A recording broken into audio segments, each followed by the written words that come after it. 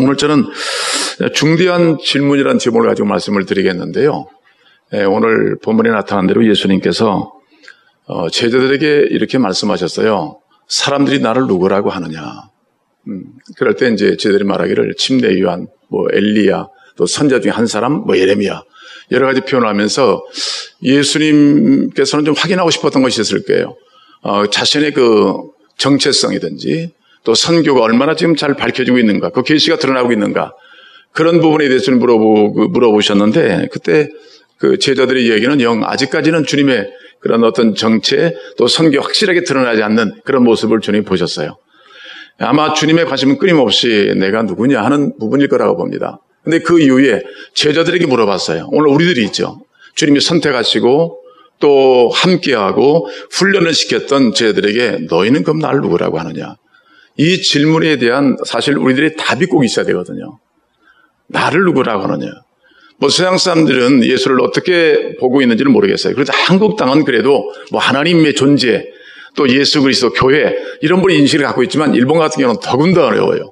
그래서 예수가 누군 줄 아세요? 여러분 이 정도로 일정은 천지교 그런 이미지밖에 알지 못해요. 그러니까 참 전한다는 것이 상당한 인내가 요청되는데 근데 어쨌든 우리 예수가 누구냐? 근데 사실 예수의 몸인 교회잖아요, 오늘도. 그래서 사실 많은 이웃들에게 교회 평가를 받을 필요는 없지만 그래도 들을 이야기는 있어요. 과연 교회를 뭐라고 말하는지. 그 점에 대해서 우리는 상당히 냉철하게 판단할 필요가 있습니다.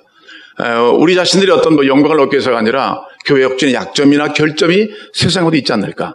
그런 부분 때문이라도 우리는 가끔은 지역교회 또 지역 사람들에게 물어봅니다. 우리 교회는 어떤가요? 그런 질문을 했을 때 어떤 대답을 증거들이 하고 있는지.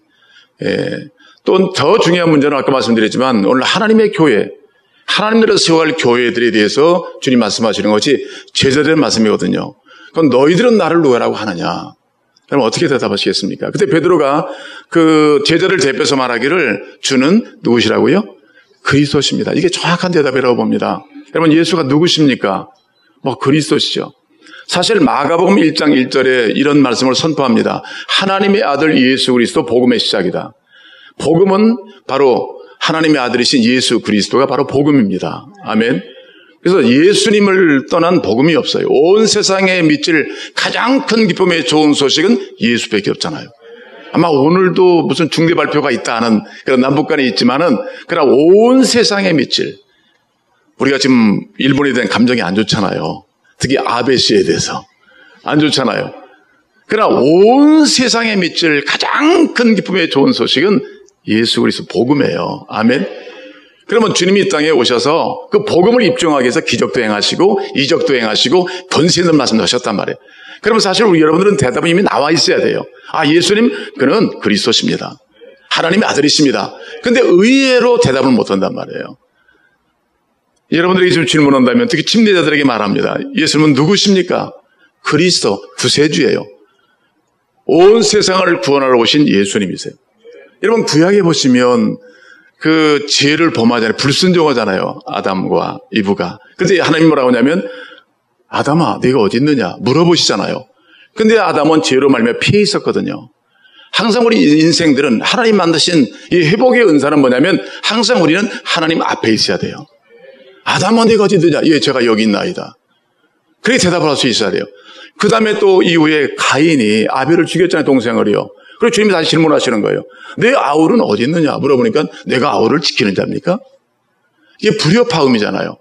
자, 이런 어떤 하나님 관계나 인간관계 깨진 것이 바로 세상이란 말이에요. 그런데 하나님의 아들이신 예수님이 이 땅에 직접 인간의 몸을 입고 땅에 오신 거예요. 그리고 오셔서 각양의 기적과 이적을 행하시면서 본인이 세상을 구원할 구세주라는 사실을 계속 심어나가셨거든요. 그래서 주님을 묻고 싶은 거예요. 과연 세상 사람들이 내가 온 이유와 목적을 알고 있는지. 그때 너무나 답답하죠. 다 틀렸어요. 정답이 아니에요. 근데 여러분은 정답이라고 이미 갖고 있을 거예요. 성경을 알고 믿고 있는 자들은 뭐냐면 예수님 그거는 기적을 행하는 걸 보니까 하나님의 아들의 권세를 가지고 기적을 행하고 죄인들이 회개하고 귀신이 떠나가고 병자 고침받고 그래서 하늘의 권세잖아요. 그러니까 구세주만이 할 수 있는 권세잖아요. 그런데도 의외로 많은 분들이 침묵하고 있다는 사실이에요.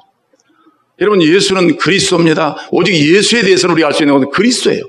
오직 세상을 구원하실 유일하신 하나님이 누구냐면 바로 예수 그리스도세요. 아멘. 예수가 누구십니까? 할 때는 다른 말할 필요가 없어요. 그는 그리스도십니다. 아멘. 저는 이제 통합 측에서 집안이 그런 믿는 집안이었기 때문에 교회를 다녔잖아요. 근데 학생 시절을 거치면서 저는 교회를 모텔부터 다녔다고 생각했으니까 결국은 교회에서 나는 상이라는 상은 다 타면서 살아왔어요. 예, 세상에서는 별로 받지 못했어요. 솔직히 제가 지고 왔지만. 그럼 전도상, 헌금상 다 받아오면서. 그런데 제가 대입에 실패를 하고 좀 방황할 때, 그 교회를 다니기가 좀 답답하고 좀 뭔가 좀 마음에 좀 부끄럽기도 하고 그래서 자그마한 교회를 찾아갔어요. 그게 바로 침례교였습니다. 저는 알지도 못했어요. 근데 간날, 첫날, 그 예쁘장하신 우리 반주자께서 풍금을 치시면서 다 예배 끝나고 제게 오더만 오라기를 저 학생 찬송도 잘하고 하는 것 같은데 예수 믿어? 그런 얘기를 하더라고요. 예배 끝난 다음에 저 예수 믿지요. 저는 교회를 오래 다녔어요. 라고 얘기를 했어요. 그래서 조금 이따 말하기를 형제 그러면 구원 받았어? 근데 제가 할 말이 없더라고요. 구원 받았나 안 받았나 내가. 받은 것 같고 안 받은 것 같고. 그래서 그리고 제가 이제 내가 이게 기분 나쁘다. 아니 나한테 그런 질문을 하다니. 내가 지금 교회를 오래 다녔다고 얘기했고 부모님 교회 다니고 형제 교회 다니고 다 얘기를 했거든요. 상도 받은 얘기도 없지 했고.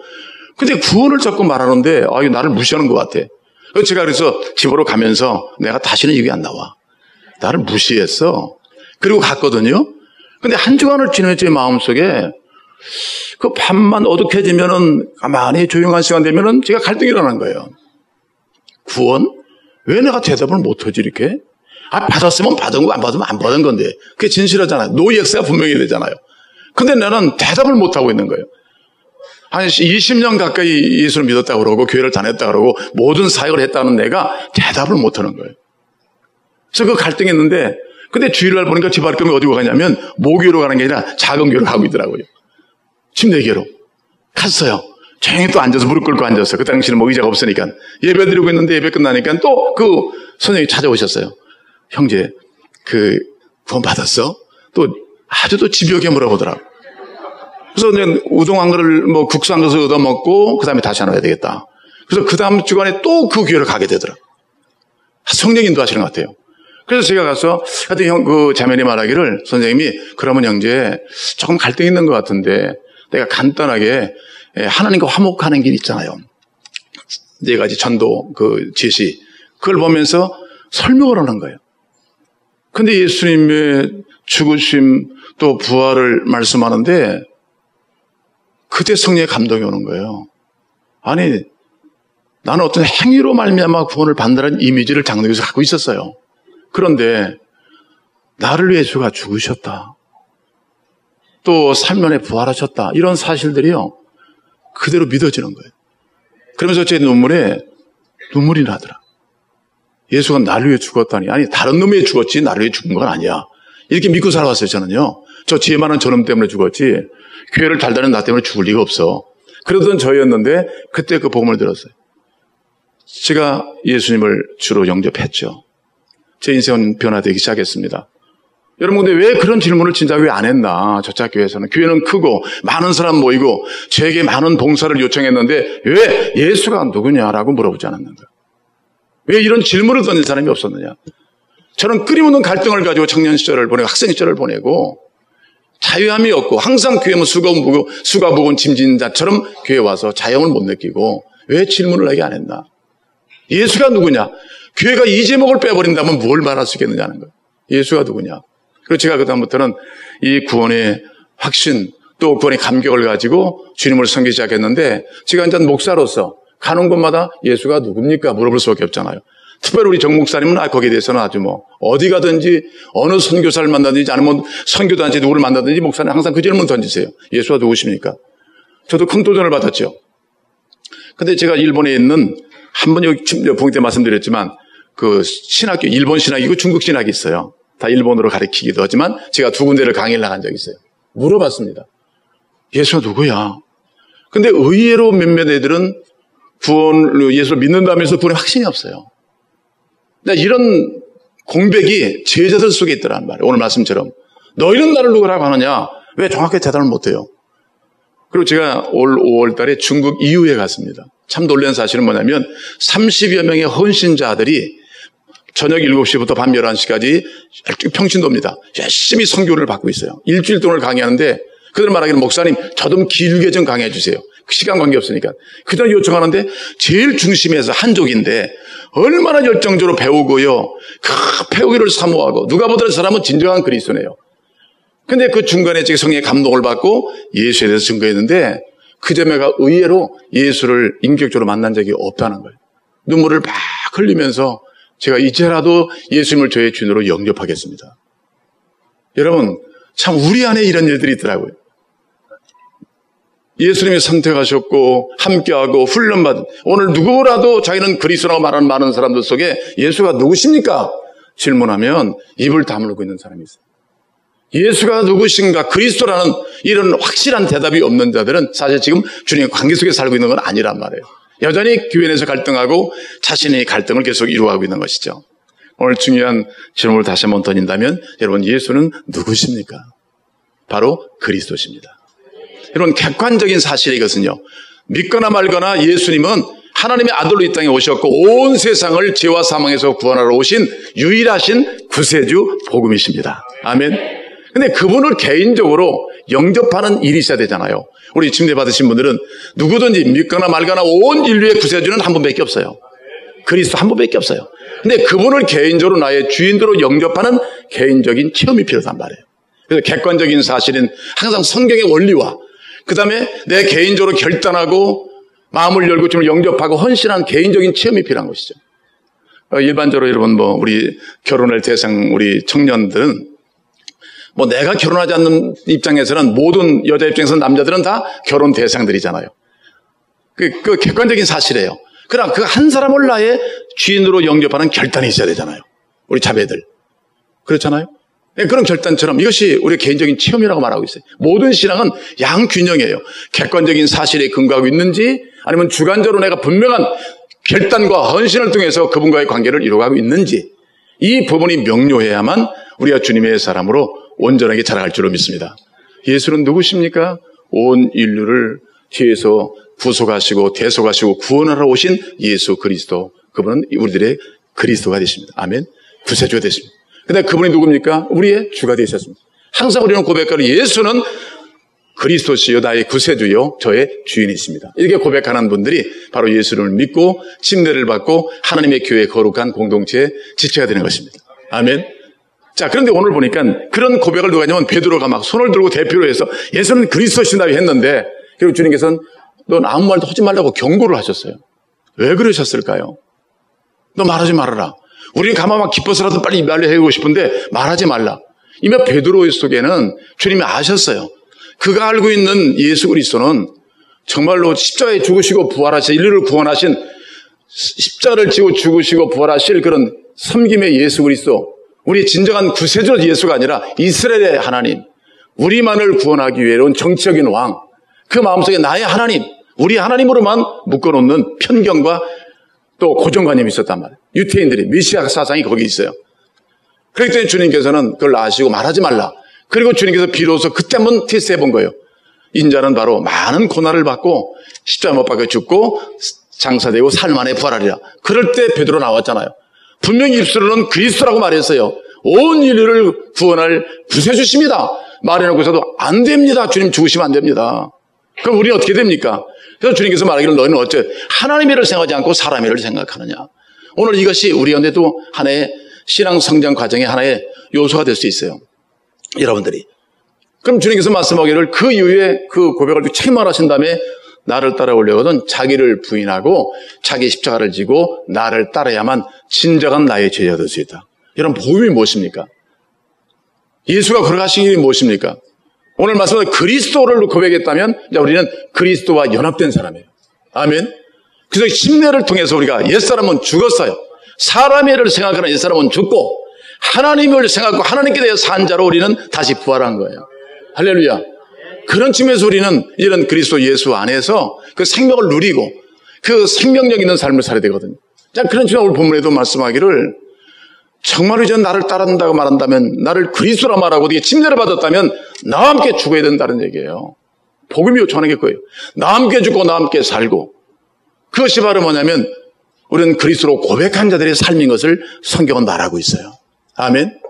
근데 우리는 저도 한때는 예수님을 주라고 고백하면서도 그 공동체, 그리스도의 몸인 교회 안에서의 영적 훈련과 나눔, 이런 진정한 한몸된 그런 그리스도의 삶을 살지 못하고 독립적인, 그러니까 내 주관, 내 생각, 내 관점에서 주님을 바라보고 교회를 바라볼 때 결국은 그것이 제게 실패를 가져왔어요.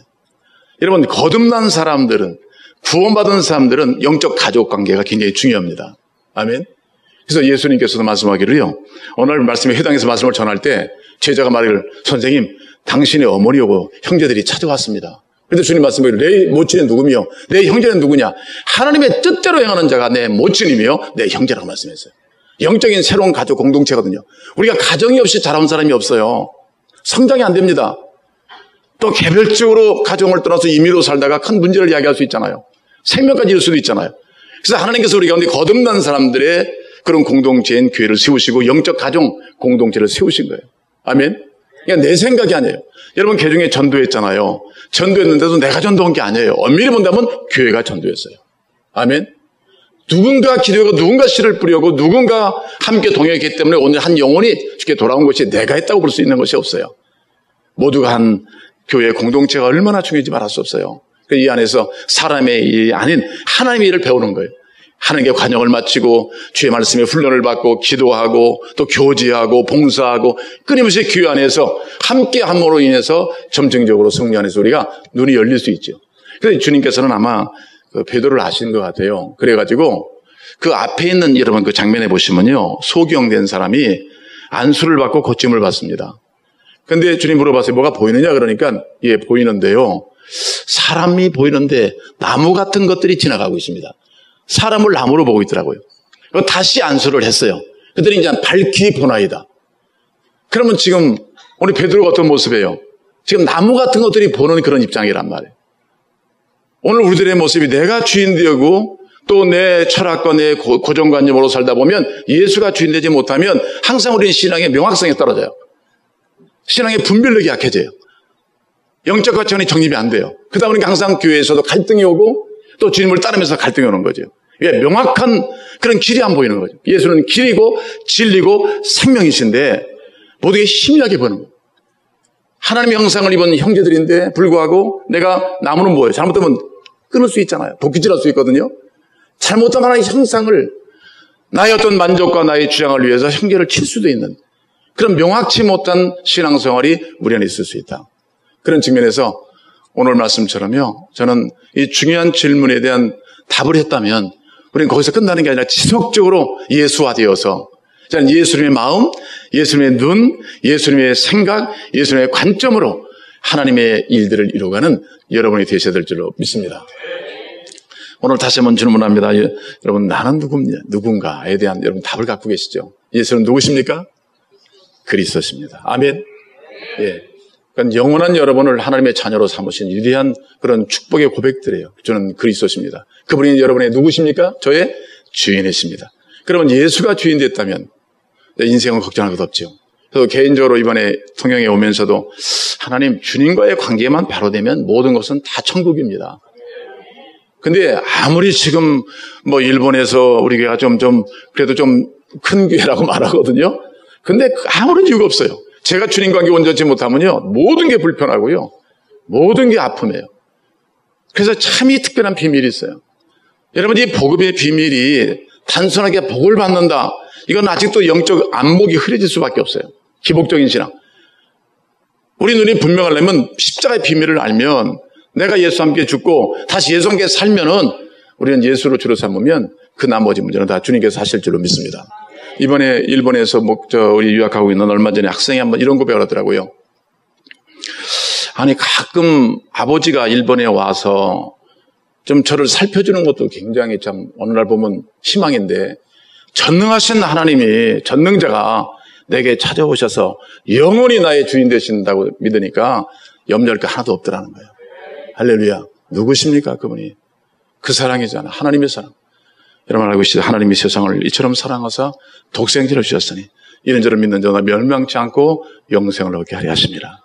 하나님의 그 사랑을 기억하시면서 항상 주님께서 고백을 가지시고 나도 이제는 예수와 함께 죽었고 다시 살았으니 예수의 길로 걸어간다는 확실한 고백을 가지고 더 성숙하고 성장한 모습으로 명확한 가치관, 명확하게 열린 눈을 가지고 주님을 따르고 섬기는 여러분 되시기를 주의 이름으로 축원합니다. 기도하겠습니다.